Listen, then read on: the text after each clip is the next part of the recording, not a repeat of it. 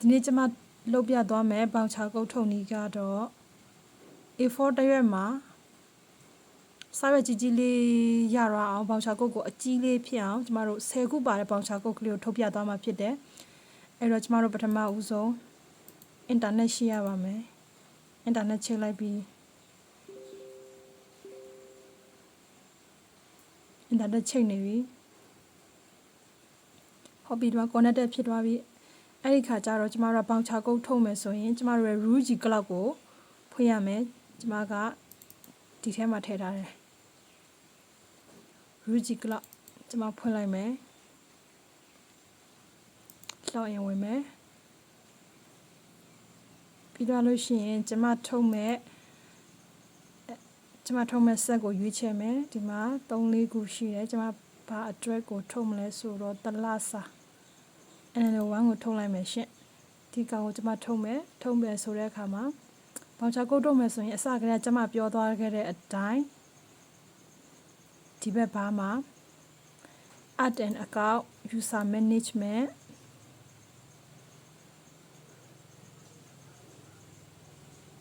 ဘောင်ချဒီဘောင်ချမှာမှကျမတို့ကဘောင်ချကုတ်ထုတ်မယ်ဆိုရင်ဘောင်ချကိုရွေးမယ်ပြီးရင် add ဘောင်ချ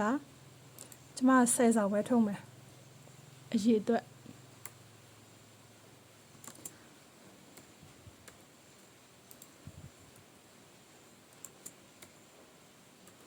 ဘောင်ချခုတ်က10ဆောင်ပဲထုတ်မယ်ပြီးရင် user group ပါလဲဆိုတော့ကျမတလစာတွေလိုနေပြီတလစာထုတ်မယ်တလစာဆိုတော့1 month လို့ရေးထားသလား30 days ဟုတ်ပြီရက်30စာထုတ်မယ်10ဆောင်ပဲထုတ်ပြမယ်10ဆောင်ထုတ်နည်းကိုထုတ်ပြပါမယ်ဒါပေမဲ့တကယ်တမ်းကျရင်ကျမတို့ A4 တရွက်ကို10ဆောင်ထုတ်တယ်ဆိုတာနည်းတယ်ရှင်ဘာလို့ဆိုတော့ကျမတို့ budget တိတ်မတတ်နိုင်ဘူးပေါ့နော်ထားပါတော့ဒါကတော့ခေါ်ဝလောသုံးနိုင်တဲ့လူတွေစပန်ရှင်ကအဲ့ဆိုကျမတို့30ဆောင်ထုတ်မယ်အဲ့ဒီစက်တင်မှာဘောင်ချကုတ်တိုက်ကအရင်ကပြောခဲ့ဘူးလို့ပဲကနန်းနဲ့နံပါတ်နဲ့ရောထားတဲ့ကထုတ်မလားအခရာနဲ့ကနန်းနဲ့ရောထားတဲ့ကပဲထုတ်မလားအခရာကြီးပဲထုတ်မလားကနန်းကြီးပဲထုတ်မလားကျမတို့ကတော့လွယ်ကူအောင်မတ်လွယ်အောင်ကနန်းကိုပဲရွေးလိုက်မယ်သူကလည်းကနန်းတွေက6လုံးရွေးမလား9လုံးရွေးမလား10လုံးရွေးမလား9လုံးရွေးမလားရှိရယ်ပုံမှန်ဆိုကျမတို့6လုံးပဲထုတ်တယ်ဒါပေမဲ့တလကုတ်ဆိုတော့နည်းနည်းမှတ်ရခဲ့အောင်ကျမ9လုံးထုတ်လိုက်မယ်ရှင်ဟုတ်ပြီကျမ9ကိုရွေးချယ်လိုက်ပြီโอเค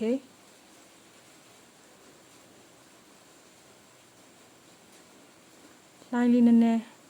ကြာနေနော်မိုးအုံတဲ့အခါကျတော့လိုင်းကတော့နည်းနည်း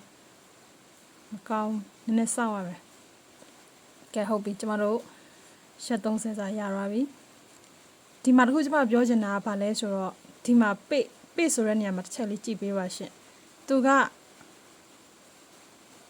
စာမျက်နှာဒီများလေးကိုနှိပ်လိုက်ရင်10ဆောင်ပါတဲ့ပေ့ရှိတယ်အဆောင်20ပါတဲ့ပေ့ရှိတယ်30ပါတဲ့ပေ့ရှိတယ်50 100 200အစတစ်ဖြင့်ရှိတယ်ဒါပေမဲ့ကျမတို့မြင်းများကြီးတွေထုတ်မယ်180အဆောင်ရည်တွေ180တို့ဘာလို့ထုတ်မယ်ဆိုရင်ကျမတို့200ပေ့ကိုရွေးချယ်ရမှာဖြစ်တယ်90ကျော်တွေ80တွေထုတ်မဲ့ကုတ်ဆိုရင်ကျမတို့100ကိုရွေးချယ်ရမယ်အစရှိသဖြင့်အခုကျမတို့က10ဆောင်ပဲထုတ်မှာဆိုတော့ကျမတို့10ပေကိုပဲရွေးချယ်လိုက်မယ်ရှင်10ပေကိုရွေးချယ်လိုက်ပြီးရင်ဒါကို print ထုတ်မယ်ဆိုရင်ဒီကိုထုတ်မဲ့ကုတ်တွေကိုကုတ်နံပါတ်တွေကိုကျမတို့ကရွေးချယ်ထားရမယ်အဲ့ဒီတော့ဒီဘောင်ချကုတ်ဆိုတဲ့မှာဒီဘက်ကကွက်လေးကိုအမှန်ချစ်ပေးလိုက်မယ်အဲ့ဆိုကျမတို့10ဆောင်ကိုရွေးချယ်ထားပြီးပြီဟုတ်ပြီဒီ10ဆောင်ကိုရွေးချယ်ထားပြီးဆိုရှင်ကျမတို့ print voucher ကိုသွားမယ် print voucher သွားတဲ့စီမှာကျမတို့က custom text ထားပါတော့ဒါကတော့ကျမတို့ရဲ့ရွေးကိုတတ်မှတ်တစ်ခုနာမည်တတ်မှတ်ခြင်းကျမတို့တတ်မှတ်လိုက်တော့အဲ့တော့ဒီမှာကျမ logo ရှိတယ်ကျမတို့ကဒီ Ruji default ကကြတော့သူငကိုကလေးကပါတဲ့ logo ဖြစ်တယ်ဒီမှာကျမစမ်းထားတာလေးရှိရယ်ကျမတို့ရဲ့နာမည်လေးပေးခြင်းနဲ့ဆိုရင် အဲ့တော့ကျမကဒီ Nano photo ကိုပဲရွေးချယ်လိုက်မယ်ခါတိုင်းကကျမတို့ဒီမှာအမှန်ချစ်တွေဖြောက်တယ်ဘာကြောင့်မို့လဲဆိုတော့အမှန်ချစ်တွေဖြောက်ရတဲ့အကြောင်းရင်းကကိုယ့်ရဲ့ကုတ်ကိုစိုက်သေးလိုက်တာဒီကနန်းနေတာအကုန်လုံးလာထဲ့မယ်ဆိုလို့ရှိရင်အကုန်လုံးနှီးပါးကိုလာထဲ့မယ်ဆိုလို့ရှိရင်ကျမတို့စာရွက်ကြီးကအကြီးကြီးဖြစ်သွားမယ် A4 စာရွက်ထဲမှာကျမကအစောင်ရည်များခြင်းလို့အစောင်ရည်များများရပြီးတော့ရကျင်တာကြောင့်မို့လားကျမဒီတချို့ဟာတွေကိုကျမအမှန်ကြီးတွေဖြောက်ခဲ့တယ်အခုဒီတစ်ခါကတော့10ဆောင်ပဲထုတ်မယ်ဆိုတော့အကုန်လုံးထည့်မယ်ဆိုရင်တောင်ရတယ်ဒါပေမဲ့ကျမတို့မထည့်ဘူးတဲ့ဒါပေမဲ့အဓိကကြမဲ့ဟာလေးတော့ကျမတို့ထည့်ရမယ် maximum download rate current device period maximum alert rate ဟောတော့ဘေးကိုပဲရွေးချယ်ရမယ်ဟုတ်ပြီကျမတို့ကအဓိကအရေးကြီးတဲ့ဟာတွေပဲထည့်လိုက်မယ် profiling ထည့်ရမယ်တကယ်အမှန်ဆိုရင် profiling နဲ့ period နဲ့ကနည်းနည်းစစ်နေကဲထားပါကျမဒီလေးခုပဲရွေးချယ်လို့ရတယ်ဆိုတော့လေးခုပဲရွေးလိုက်တော့မယ်ကျမတို့ခါတိုင်းကပြောခဲ့တယ်လို့ပဲအမှန်ချစ်တွေဖြောက်ပြီးမှနည်းနည်းပါးပါးပဲရွေးချယ်ရတဲ့အကြောင်းရင်းကစာရွက် site ကိုချုံလိုက်တာဖြစ်တယ်အခုကျမကတော့10ဆောင်ပဲပါတဲ့ A4 စာပဲရအောင်လုပ်မှာဖြစ်တဲ့အတွက်ဒါတွေထည့်လိုက်မယ်ဒါလေးကသူ့ရဲ့နမူနာလေး profile name ဆိုတဲ့အတွက်ဒီနားမှာ profile name ဖြစ်သွားမယ် period ကဒီမှာလာတယ် maximum download rate ဒီမှာသူကနမူနာလေးပြထားတယ်ဒါဒီပုံစံနဲ့တူတဲ့ကဏ္ဍလေးဖြစ်ခဲ့မယ်ဒါပေမဲ့ဒီပုံစံချွတ်စွမဟုတ်ပါဘူး current device ကျမတို့ current device ကိုဘယ်နှခုပေးထားလဲ okay ဟုတ်ပြီဒါဆိုတော့ကျမတို့10ဆောင်သွဲထုတ်ဖို့အတွက်အဆင်သင့်ဖြစ်ပြီအဲဆိုရင်ကျမတို့ okay ကိုနှိပ်လိုက်မယ်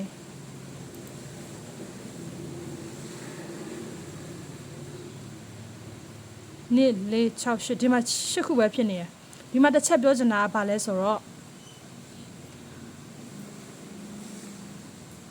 ကျမမြန်ထုတ်လို့ရအောင်လို့ black and white ကိုရွေးလိုက်တယ်ဒီလိုကကျမတို့က color နဲ့ထုတ်မယ်ဆိုရှင်တော့နည်းနည်းအချိန်လေးစောင့်အောင်မှာဖြစ်တယ်အဲ့ဒီအတွက်ကျမက black and white ကိုရွေးမယ် mode setting မှာဘာလဲဆိုတော့ဒီမှာမဖြစ်မနေရွေးရမယ့်တခုရှိတယ်ကျမတို့က A4 တစ်ရက်မှာ10ဆောင်ဖြစ်အောင်လုပ်ဖို့ရှင်းမှန်းထားကြတယ်အခုဒီမှာ8ဆောင်ပဲဖြစ်နေရဒီလောက်အကြီးဆိုရင်ကျမတို့အတွက်တက်ချင်မကြိုက်ဘူးအဲ့တော့ဒီမှာပြောင်းမယ်ဒီတစ်ခုမှဘာလို့ရလဲဆိုတော့စောကပြောရဲသလိုပဲကျမကဒီ A4 တရွက်စာကို10ရွက်ပါတဲ့ပေါင်ချာကုတ်ကမထုတ်ဖြစ်သေးဘူးအဲ့အတွက်ဒီမှာကျမဘာတွေ့လဲဆိုတော့8ခုစာနှကန့်ဖြစ်သွားမှာ1 2 3 4 5 6 10အောင်ဆိုတော့8ခုစာနှကန့်ဖြစ်သွားမှာအဲ့တော့ကျမတို့ခဏကရွေးချယ်ခဲ့တဲ့ထဲကတချို့ဟာတွေကျမဖြုတ်ချလိုက်မယ်print voucher Nano photo period ကို current device ကိုကျမပေးလိုက်မယ် okay ဟုတ်ပြီနေ့လေး6 8 10ဆောင်ဖြစ်သွားပြီဒါတော့အဓိကကြားရတယ်ပါတယ်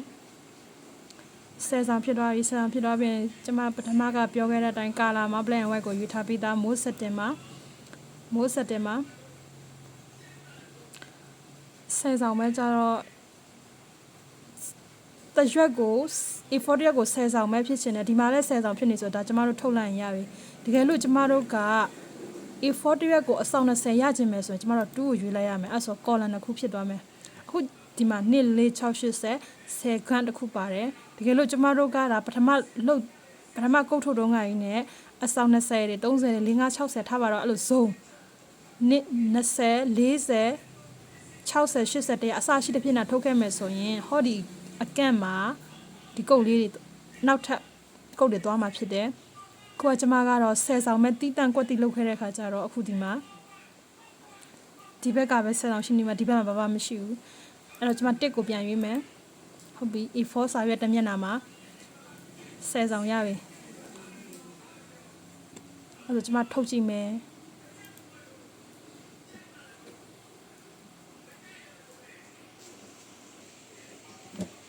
ဒါကျမထုတ်နေပြီเนาะဒါကျမရဲ့Series က360 printer လေးဖြစ်တယ်ဝယ်ထားတာလည်းကြာနေပြီခုချိန်ထိသုံးလို့ရနေတဲ့အတွက်တော်တော်လေးကိုကျေးဇူးတင်ဖို့ကောင်းပါတယ်ရှင်ကဲ printer နဲ့ထုတ်လိုက်ပြီ A4 အကြီးကြီးရပြီ A4 တစ်ရွက်စာမှာမှ10ဆောင်ပါတယ် ပုံမှန်ဆိုကျမအထင်ဒီကနန်းတွေအကုန်လုံးရေးလို့ရမယ်လို့ထင်တာဘာဖြစ်လို့ကျမဒီခဏပြီးတော့ Dino profiling တို့ maximum download rate တို့ current device တို့တွေအကုန်လုံးပါပြီးမှအကြီးကြီးထုတ်ဖို့အတွက်ကျမထင်ထားရတာပေါ့နော်အခုဒါပေမဲ့အခုလောလောဆယ်ကျမထုတ်ကြည့်လိုက်တဲ့အခါမှာတော့ကျမပဲတချို့နေရာတွေလိုရတာတော့မသိဘူးအခုကျမ10ဆောင်တွဲကိုဒီစာရေးထားတဲ့ဟာနှစ်ခုလေးနဲ့ထုတ်လိုက်ရတယ်ဒါပေမဲ့ဒါဘာကောင်းတော့လဲဆိုတဲ့အခါကျတော့ကြည့်တဲ့လူတွေကကြတော့ကုတ်ကနန်းလေးကိုကြီးလေးမြင်ရတယ်ကုတ်ကနန်းလေးကိုကြီးလေးမြင်ရတယ်ကြီးလေးသုံးလို့ရတယ်တချို့ဆိုလူကြီးပိုင်းနေဆိုရင်မျက်စိတွေပိုင်းမွဲတဲ့ခါကျရင်ကျမတို့ထုတ်တဲ့တိလေးနဲ့ဆိုမမြင်ရဘူးဒါတော့ကျမကတလစာကုတ်လည်းဖြစ်တဲ့အတွက်ကြောင့်မို့သုံးဆွဲသူတွေလည်းကုတ်ကနန်းကြီးလေးမြင်ရအောင်လို့ကျမအကြီးနဲ့စာရွက်ကိုမချွေတာပဲနဲ့ A4 တစ်ရွက်ကို10ဆောင်ပါတဲ့ကုတ်လေးထုတ်လိုက်တာဖြစ်ပါတယ်ရှင်ကြည့်ရှုပေးရကြတဲ့လူတွေအားလုံးကိုကျေးဇူးတင်ပါတယ်ရှင်